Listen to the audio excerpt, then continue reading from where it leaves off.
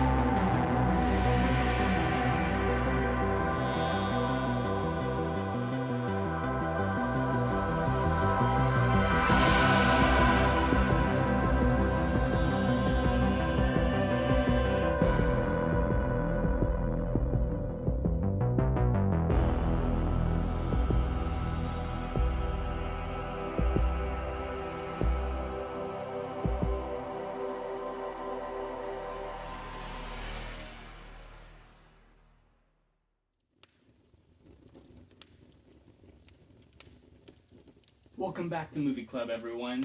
I'm delighted that you decided to join us yet again because we're on the third week of Stranger Things now. And that means we're tackling chapters 5 and 6, which are respectively titled The Flea and the Acrobat and The Monster. But as we have to do now, since we're tackling a TV series, we have to go to our brand new segment, Previously on Movie Club. So really quickly, let's just run through everything that we've seen so far. After a late-night D&D session, the boys split off and head for their respective homes, with Will Byers taking a shortcut back to his house, down Mirkwood, a street the boys have named after a place in The Lord of the Rings. The Hobbit.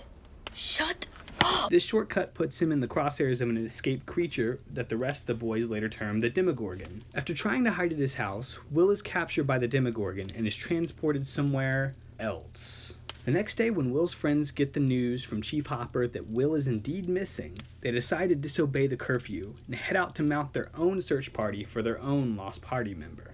Later that dark and stormy night, the boys head out into the woods and instead of finding Will, locate 11, a girl who has just recently escaped from Hawkins' lab.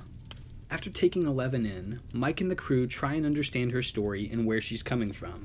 Lucas is, understandably, wary to trust the stranger, while Mike decides to give the young girl a safe place to sleep for the night until they can find out more about her. As they talk things over, they discover that their strange new friend might also have some latent mind powers. It turns out that a mysterious older man in black from Hawkins' lab is also looking for a lost girl. While Chief Hopper and the local populace mount their official search party for the lost boy, Jonathan is out searching the woods on his own, utilizing his camera to take pictures of evidence that might help him and the police find Will.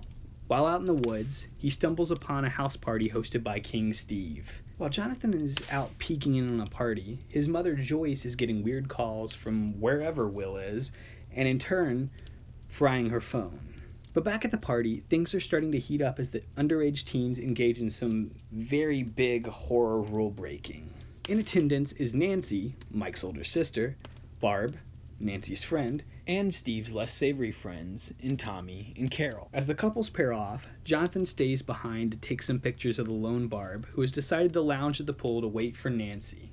Jonathan gets distracted by Nancy undressing in the window and takes some pictures of that as well. While Jonathan is distracted, Barb bleeds into the pool and is taken by the Demogorgon, vanishing entirely before Jonathan can bring his attention back to her. This time, the Demogorgon decides to kill rather than just attack, and Barb doesn't make it. After realizing that Barb's disappearance might actually be precipitous of something much more serious, Nancy teams up with the older brother of Will, the missing boy, to try and figure out what creature took their respective loved ones. Chief Hopper ever the resourceful one, begins piecing the clues together, discovering a government conspiracy that involves the local lab faking the missing boy's death, which he finds out by discovering the fake cadaver they used to convince the rest of the town. Also, Chief Hopper is low-key a Stephen King fan. I love that book. It's a nasty mutt. Armed with this information, he heads off to break into the local lab and gain more info. That just about brings us up to speed, but I do want to touch on a couple more things from last week's episodes. So let's quickly dive into Chapter 3, Holly Jolly. Pretty much since the beginning of horror, the tie of sex and death has been a hard and fast rule. I mean, you can just ask Jamie Kennedy from Scream. Everybody's a suspect! Yes, everyone's a suspect, but what's the rule, Jamie? There are certain rules that one must abide by in order to successfully survive a horror movie. For instance, number 1, you can never have sex. No! Big no-no! Big no! I'm a dead man. Sex equals death, okay? Number 2, you can never drink or do drugs. No, the sin factor. It's a sin. It's an extension of number 1. And number 3, never, ever, ever, under any circumstances say, I'll be right back. Because you won't be back. I'm getting another beer. You want one? Yeah, sure. I'll be right back. Thank you. And typically what that rule means is if you have sex, you die. Not necessarily if someone else has sex, the butterfly effect causes you to die. But that's kind of the inversion of the rule that happens in this episode, specifically at the top of Holly Jolly. And that's with the scene of Barb's death. Now, technically we don't get her death confirmed until way later down the line, but guys, let's just call it like it is. She dies here. In this episode, we also get the introduction of the wrist rocket. And as we all know, if you introduce something in Act 1, you've got to pay it off in Act 3. And man, does the wrist rocket pay off in Act 3. Some other things I absolutely love is the shot of Nancy after she's attended Steve's party and slept with him, when she's walking through school the next day, and she's this great one-er shot where it looks like and feels like everyone is watching her. I think that's a brilliant piece of filmmaking. And the Christmas lights aesthetic year-round probably wasn't founded with Stranger Things, but it definitely was repopularized and made acceptable in the modern discourse. I absolutely love how televisions are shot in this show. Now, this whole show is kind of a nostalgia trip, but the way that they specifically choose to light and shoot televisions throughout are very indicative of nostalgia and how advertisements and the media that we consume through the screen now helps us reconnect with past memories. And that's ever present throughout the show, but I specifically felt it in the episode Holly Jolly. I remember the time where I was sitting in my grandparents' living room watching E.T. for the first time. Every time I encounter something that is an echo of something that I watched as a kid, it brings back this nostalgic piece of trivia to me. Especially in this episode, 11 has a lot of flashbacks that are kind of precipitated with seeing something on television or something happening around her. And I think the idea that media can trigger these nostalgic impulses in us is a kind of metatextual type device in a show that is built on both nostalgia and being an homage to so many great things from the 80s. Now, this episode also has one of my favorite shots, and I think you know what I'm talking about. It's that really cool shot after Hopper and his fellow cops are talking about Will's disappearance, and they've kind of started to uncover the fact that the lab is covering something up. The shot that moves past them and then down through this air duct into the basement where the rift into the Upside Down is. Hey everyone, Patrick breaking in from later. I couldn't find the clip on the internet, so here's me just screen recording the scene that I'm talking about on my iPad. Here we go. But they're lying.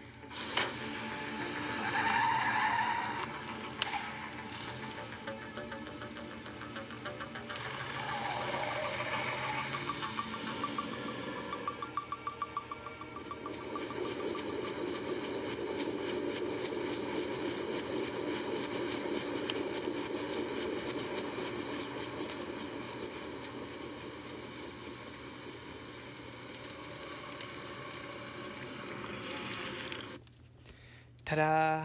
One of the craziest shots in the show, and clearly was accomplished through both clever in-camera tricks and CGI, and some neat editing as well. But it just like, it's just a perfect shot. You watch that happen and it's just like, yes! If you're anything like me. I might be weird. One of the other little bits of trivia that I haven't mentioned yet, but always does my heart good, is the fact that the shooting locations for all the houses for the kids in this show are actually within biking distance of one another. If you pull up a map of the shooting locations where they shoot these different houses, they're actually in the same kind of area. You could literally feasibly bike from one house to the other, and just that little bit of trivia does my heart good, because they didn't have to do that. Through clever editing and camera tricks, they could produce the illusion that these houses are actually close to one another, but the fact that they actually are is something that's kind of neat. This episode also has one of my favorite pieces of music from Kyle Dixon and Michael Stein from the entire show.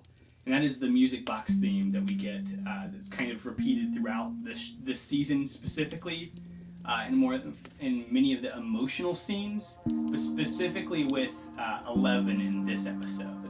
And this is another thing that kind of kicks off another memory for 11, and it just reminded me of this idea that humans' connections to their past are so intrinsically tied to their senses, and that is touch, taste, smell, and sight. Any one of those can trigger these backwards pulls to a memory.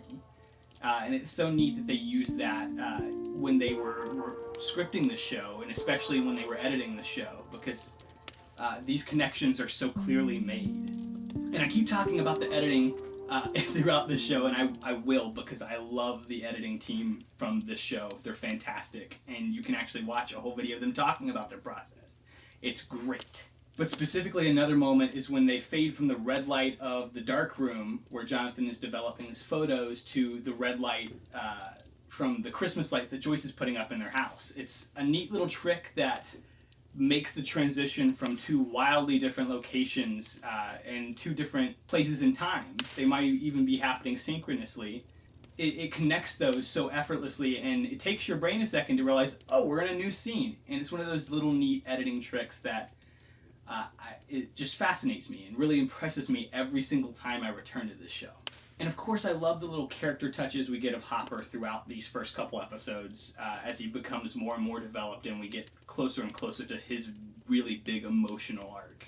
I love the funny bits where he's effectively burned every bridge in town with every woman in the town in Hawkins. I love that moment when he's in the library and it's clear that, like, even the librarian, someone that could help him with this investigation, he's effectively burned another bridge there. But when you later learn why he's so bad at relationships, it's you start to understand who Hopper is more. And I think it's a neat character moment that plays as a joke at first and then kind of eventually transforms into the true tragedy that it is.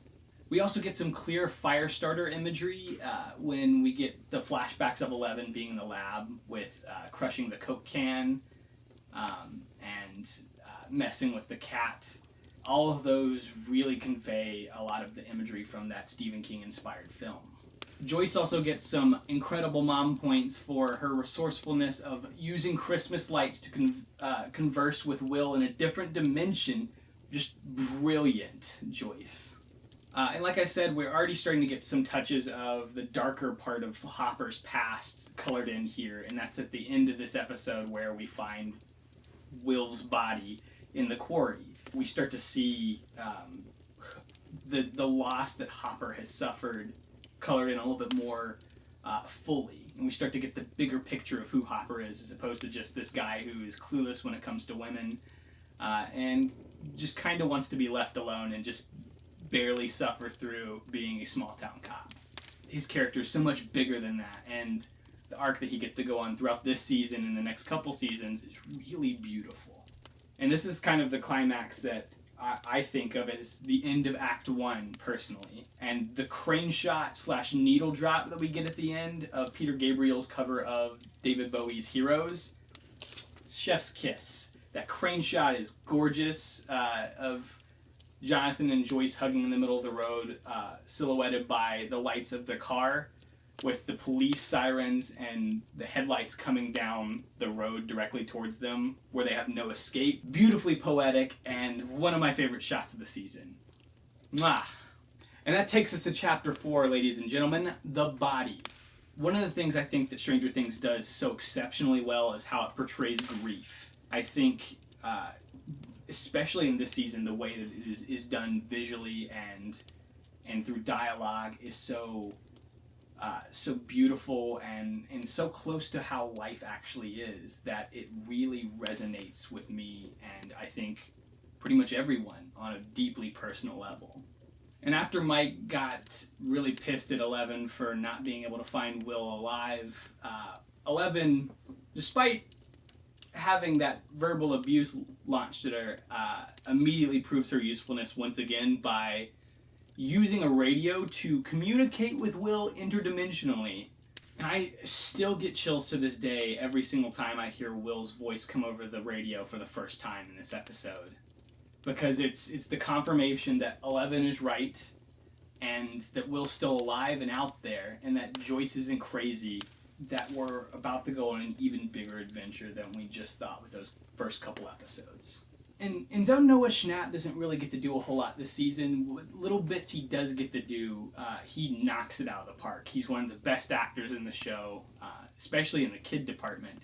When the party reconvenes after their first major fight in the show, after discovering Will's dead body, when Mike is able to present the evidence that Eleven gave him of Will still being able to sing through the radio and still being alive, it's really, really neat that they then try and find a bigger radio to help track down Will. And, of course, that means going to the Hawkins AV Club room at the middle school with Eleven. So it's time for a makeover montage. And not only do we get a great makeover montage in this show, we also get the fact that these boys are absolutely abysmal at lying. They suck at it so bad, and it's so funny in this show when they have to lie to Mr. Clark about who Eleven is.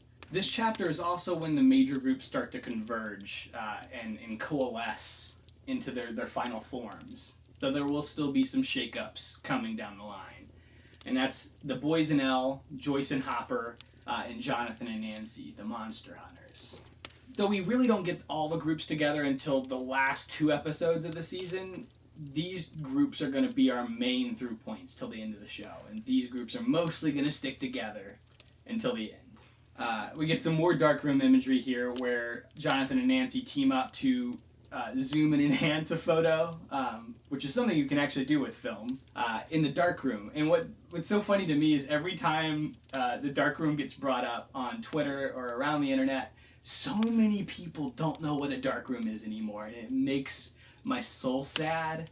And at the end of this episode is when Hopper decides to go and check out the body to see if it is legit after all. Like, he's starting to have enough suspicion that he's willing to really go and do something incredibly dangerous and stupid to check his theory.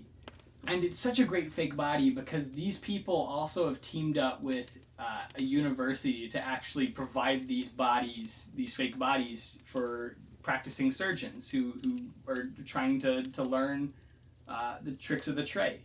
And we get yet another great episode break with Hopper going to Hawkins' lab and breaking open the fence to run inside and try and find the real Will. And my recaps have had to leave out a couple of characters so far, so I'll chat about them briefly right here. Lonnie is Will and Jonathan's deadbeat dad who's run off to go be with someone else in a different town and left Joyce to kind of pick up the pieces of their family. Lonnie's going to reappear here. He's already met with Jonathan, and Jonathan had quite a few nasty words to say to him, but good for Jonathan sticking up for himself and for Will. Chapters 5 and 6, which we're watching tonight, are called The Flea and the Acrobat and The Monster. So we're finally getting into that real meat and potatoes of this season, where we're now going to get an explanation in how everything kind of works in the sci-fi aspects of the show with The Flea and the Acrobat. We're finally going to get to see the monster and really have some people go after it and try and put it down for real now.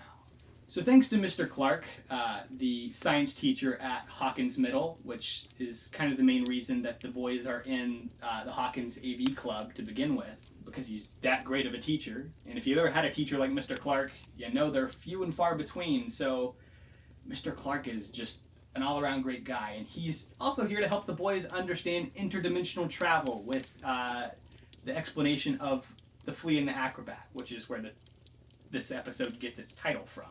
These two episodes also help explain what the regular dimension is, what the upside down is, and what that in-between kind of place is, and gives it a name finally, the Void. Jonathan and Nancy team up to fight the Demogorgon for reals now, and we get more time with that great pair, and the ramifications of those two teaming up as well. Steve starts his apology arc and tries to be a good boyfriend, but gets a little bit of a false start and takes a little bit longer to get where he needs to go. But our boy Steve will get there eventually, because we do believe in King Steve here. We get another splitting of the Fellowship in these episodes, and we really approach the in-game territory, because we're in the penultimate episodes of this season. Next week is the last week of Stranger Things slow binge, so get ready for some real stakes raising right here, and some incredible more directing from the Duffer Brothers. Chapter 6 helps color in more of Eleven's past and her living conditions, and what Dr. Brenner was trying to use her to do, and we finally get an idea as to what created that rift between worlds. These two episodes help answer a lot of questions, both about how things work in this universe, but also all the different pieces that we've seen so far finally start to get their answers. And those answers push us to the end game of a major confrontation, where all of our major parties are going to coalesce and have to face off against the big bad. And Lucas gets to serve a major role in helping uncover the mystery of Hawkins' lab, and effectively help set the team up with enough information that they can actually put up a good fight. And that just about covers chapters 5 and 6, the Flea and the Acrobat and the Monster. Like I said, these are the penultimate episodes, so we're almost at the end. We still got some great stuff to come. We have 4 more hours of television, including this week's screening. This is some of the best stuff the show has to offer. So without further ado, sit back, relax, grab some popcorn, close your Stephen King books, and enjoy as we screen chapters 5 and 6, The Flea and the Acrobat and the Monster of Stranger Things, Season 1. Over and out.